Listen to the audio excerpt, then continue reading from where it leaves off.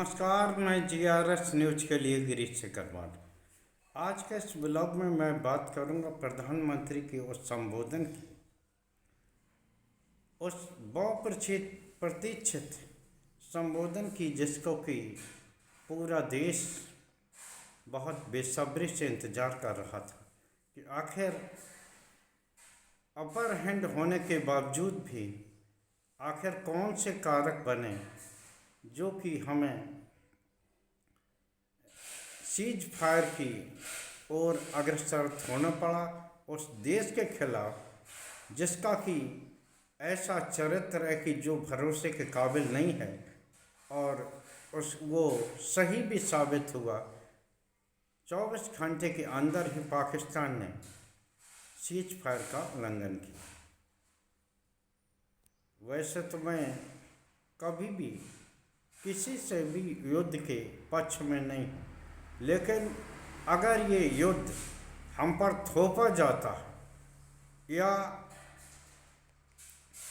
कोई देश जबरन हमारी प्रतिष्ठा से खिलवाड़ करता, जैसा कि पहलगाम मामले में पाकिस्तान के पोषित आतंकियों ने किया, तो निश्चित तौर पर हम उसे सबक भी सिखाएंगे। ऑपरेशन सिंदूर के अंतर्गत अपने देश की सेनाओं ने किस प्रकार पाकिस्तान को नुकसान पहुंचाया, ये बात अब दबी छिपी नहीं है। लेकिन जिस तरह से अमेरिका के दबाव में सीज फायर का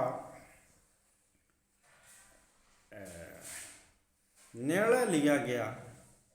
वो एक ऐसी बातचीत थी जिसका कि जवाब देश के मुखिया को देना ही चाहिए। डोनाल्ड ट्रंप जो खुद को प्रधानमंत्री नरेंद्र मोदी का अच्छा दोस्त बताते हैं, हालांकि उनका क्रियाकलाप इस दूसरी बार के कार्यकाल में अलग सा दिखाई देता है। शुरुआत में ही उन्होंने देश के प्रधानमंत्री को अपने शपथ ग्रहण समारोह में नहीं बुलाया, न्योता नहीं दिया। बाद में अपने ओर से ही तारीख तय कर दी, इस दिन प्रधानमंत्री यहाँ आएंगे, और प्रधानमंत्री पहुँचे भी। उनके साथ ही अमेरिका में रह रहे हमारे विभिन्न प्रदेशों के वो लोग जो गलत तरीके से अमेरिका में रह रहे थे, को बेड़ियाँ और हथकड़ी लगा के सेना के जहाज़ से यहाँ भेजा गया। हालांकि ये गलत है, क्योंकि भारत किसी भी देश के गलत तरीके से वहाँ जाने को, वहाँ रहने को पसंद नहीं करता। लेकिन अन्य देशों के जो अवैध प्रवासी आए, उनको वहाँ की सरकारों ने अपने वाहन से बुलाया, जबकि हमारे यहाँ के जो अवैध अप्रवासी आए, उनको निश्चित तौर पर किस प्रकार से बेड़ियों में जकड़ कर लाया गया, ये पूरे देश ने देखा। पाकिस्तान ने हमारी प्रतिष्ठा पर प्रतिघात किया, यहाँ तक कि उन पर्यटकों को मार दिया जिनका कि युद्ध से या दूर दूर तक का वास्ता नहीं था। इसमें नेपाल का भी एक नागरिक मारा गया, और सीज फायर करते समय इस बात का कहीं उल्लेख भी नहीं हुआ, और न ही पाकिस्तान की लानत मनानत की गई।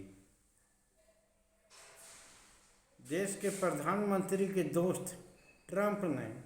अपनी ओर से बार बार ये ट्वीट करके ही देश के लोगों को और ही नाराज़गी की ओर बढ़ाया है कि मैंने दोनों देशों को धमकी दी थी कि अगर आप युद्ध नहीं रोकेंगे तो हम आपसे व्यापार बंद कर देंगे। ये भी इसका भी जवाब देश के प्रधानमंत्री को देना चाहिए। आखिर हम 140 करोड़ के देश हैं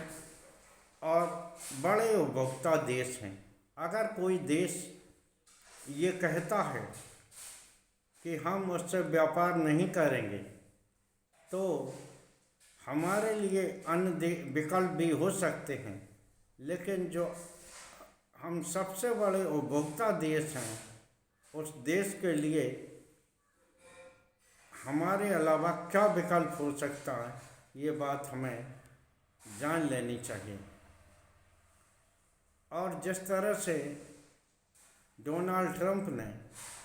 भारत और पाकिस्तान को एक ही तराजू पर रखकर तौला, इसकी भी आलोचना की जानी चाहिए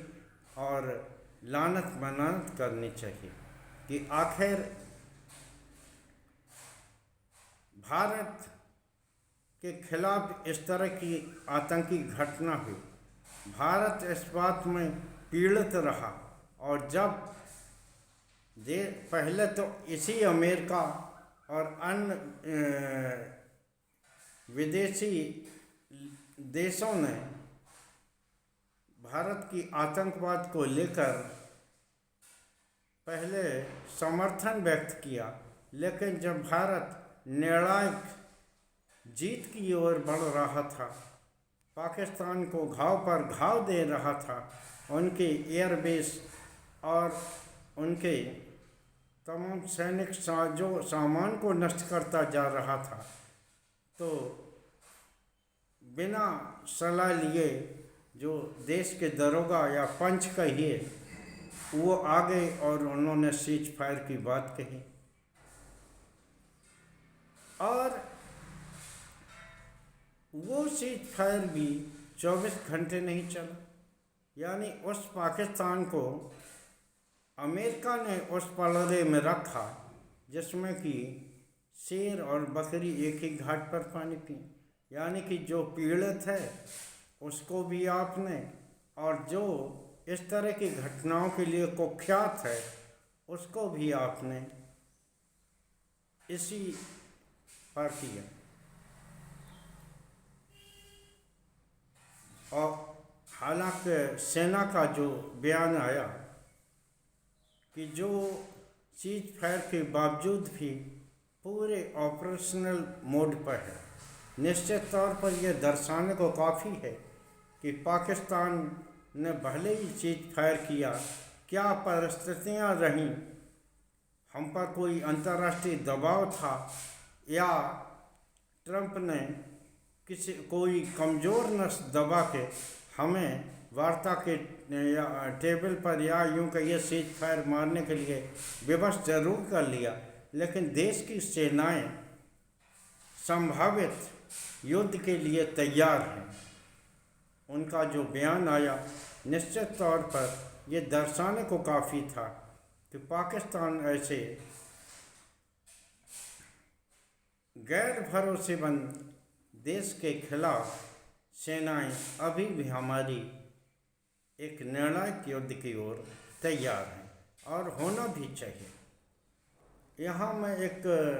बात आपको बता दूँ कि अगर आप दूसरों के भरोसे से कोई काम करते हैं तो निश्चित तौर पर आपको बार बार धोखा उठाना पड़ता है। पाकिस्तान से कई बार इस तरह के समझौते हुए, लेकिन पाकिस्तान ने बार बार सीज फायर का वायलेंस किया और निश्चित तौर पर उन शर्तों को, उन जो बातचीत थी, जो मध्यस्थता हुई थी, उसको भी बार बार तोड़ने का प्रयास किया है। तो एक ऐसे देश से जो कि जिसका कि कोई विश्वसनीयता नहीं है, उससे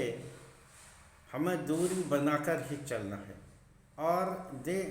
देश के लोगों को, देश के नेतृत्वकर्ताओं को भी यह ध्यान में रखना पड़ेगा कि निश्चित तौर पर अगर हम अंदरूनी तौर पर कमज़ोर होंगे तो कोई भी देश हमारे साथ खड़ा नहीं होगा। कोई देश नहीं बचा होगा जहाँ की हमारे देश के प्रधानमंत्री वहाँ पर गए न हों, उनसे संबंध बनाने की कोशिश न की हो। लेकिन जब हम पर ही आतंकी वारदात हुई तो कोई भी देश उस तरह से हमारे साथ खड़ा नहीं हुआ जितनी की अपेक्षा उनसे की जा रही थी। यहाँ तक कि अमेरिका, चाइना, तुर्की जैसे देश भी उस पाकिस्तान के साथ जाकर खड़े हो गए, जो कि पूरे हमारे ही लिए नहीं, पूरे विश्व बिरादरी में जो कि एक गैर जिम्मेदार मुल्क माना जाता है। और राष्ट्रपति की तो जितनी आलोचना अमेरिका की जाए उतनी ये होगी कि उसने भारत और पाकिस्तान को एक ही पड़ले में रखा और उस कश्मीर पे जिसके के लिए देश की वर्षों पुरानी एक नीति है, जिसमें कि हम दोनों देशों को ही आपस में ये मसला निपटाना है, लेकिन खामखा बिना मांगे पंच बनने की जो हसरत अमेरिका की है, उसने भी ये दर्शा दिया है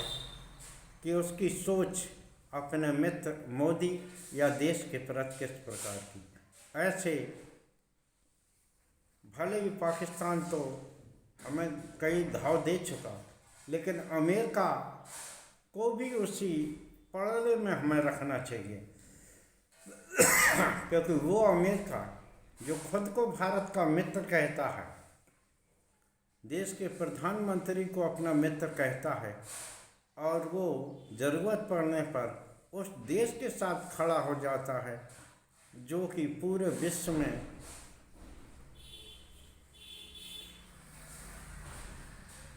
एक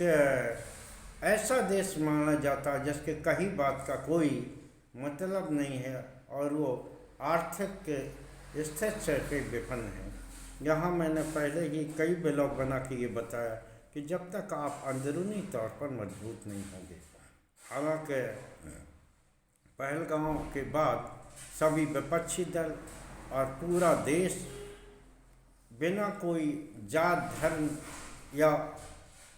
मजहब को बीच में लाए हुए जिस प्रकार सरकार और सेना के साथ खड़ा होगा, उसकी सराहना की जानी चाहिए। और निश्चित तौर पर ये एक ऐसी ताकत थी जिसने कि अमेरिका को बीच में आने के लिए विवश किया कि अगर वो बीच में नहीं आएगा तो निश्चित तौर पर भारत पाकिस्तान को और भी गहरा नुकसान पहुंचाएगा। तो मेरा साफ कहना है कि अपने को विपक्षी दलों और यहाँ तक कि देश की जनता को भी विश्वास में लेना चाहिए। जितना ही आप बातें विपक्षी दलों या देश की जनता से छिपाएंगे, आपको विश्व के सामने उतना शर्मसार होना पड़ेगा। जैसे कि सीज फायर को जिस तरह से इसका श्रेय लेने की कोशिश अमेरिका के राष्ट्रपति ने की, वो न सिर्फ देश के लिए शर्मसार की स्थिति है, बल्कि ये दर्शाने को काफ़ी है कि भारत पर भी कोई दबाव डालकर अपनी बात मनवा सकता है। आज के ब्लॉग में बस इतना ही। जय हिंद, जय भारत। कल फिर किसी नए मुद्दे पर आपके समक्ष हाजिर होने का प्रयास करेंगे।